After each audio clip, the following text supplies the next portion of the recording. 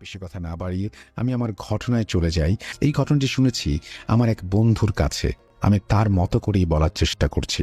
চাঁদপুর জেলার হামরাচর থানার চর ভৈরবী নামের গ্রামের উত্তর দিকে ছিল মহিলার বাসা, আর আমার বাসা ছিল মহিলার বাসার পাশেই। তাই হঠাৎ করে যখন মহিলার মৃত্যুর খবর শুনতে পেলাম, সঙ্গে সঙ্গে এই মহিলার বাসার দিকে চলে গেলাম মহিলাকে দেখার জন্য। তার বাসায় গিয়ে দেখি তার পরিবারের সব মানুষ কান্না করছে, আর কিছু মানুষ লাশের গোসলের জন্য সব দরকারি জিনিসগুলো জোগাড় করছে। এবং কিছুক্ষণ পর যখন গোসল শেষ হলো, মহিলার কাফনের কাপড় চাইল লাশকে পরানোর জন্য। কাপড় দেওয়ার পর একজন মহিলা ভেতর থেকে এসে বলল, কি কাপড় আনছেন লাশের জন্য? কাপড় তো কম পড়ে যাচ্ছে। তখন ওই মহিলার বড় ছেলে বলল, আপনারা যে মাপ বলেছেন আমি তো সেই মাপেই কাপড় এনেছি, হয়তোবা দোকানদার কম দিয়েছে।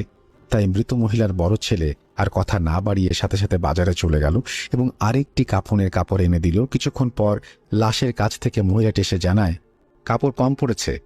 এবার কিছুটা রাগ নিয়েই মৃত মহিলাটি ছেলেটি দোকানে যায়।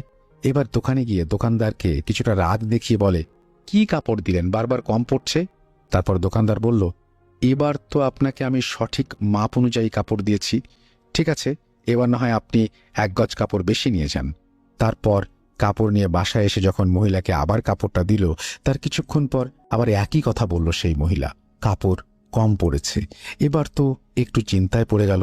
কিছুক্ষণ পরে তাদের এলাকার একজন ইমাম সাহেবকে ডাকা হলো, কিন্তু উনিও কোনো সমাধান দিতে পারলেন না। শেষে একজন ভিড় থেকে বেরিয়ে এসে আর একজন ইমামের কথা বলল। উনি আসার পর ওনাকে সব ঘটনা খুলে বললেন। তখন হুজুর কিছু দোয়া দুরূদ পড়ল, আর তারপরেই মহিলাকে বললেন, আল্লাহর নাম নিয়ে এবার আপনি লাশকে কাপড় পরান। তারপর আশ্চর্যের বিষয়, এবার লাশের গায়ে কাফনের কাপড়টি ঠিকই লেগে গেল। তারপরে তার পরিবারের সবাইকে লাশ তাড়াতাড়ি দাফন করে দেওয়ার কথা বলা হলো এবং তারা দাফন করে দেয়। আমি ভেবেছি এই ঘটনাটি হয়তো এখানেই শেষ, কিন্তু সেই দিন মধ্যরাতে আমাদের ঘরের পাশ থেকে একটি ভয়ঙ্কর চিৎকার শুনতে পেলাম।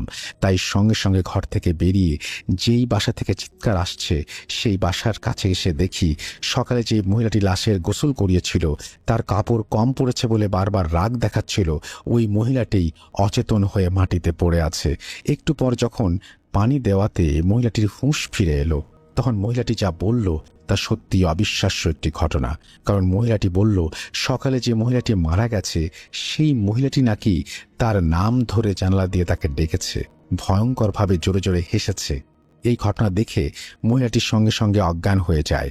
কিন্তু দুঃখের বিষয়, এই ঘটনার কিছুদিন পর ওই মহিলাটিও মারা যায়। এই ছিল ঘটনা।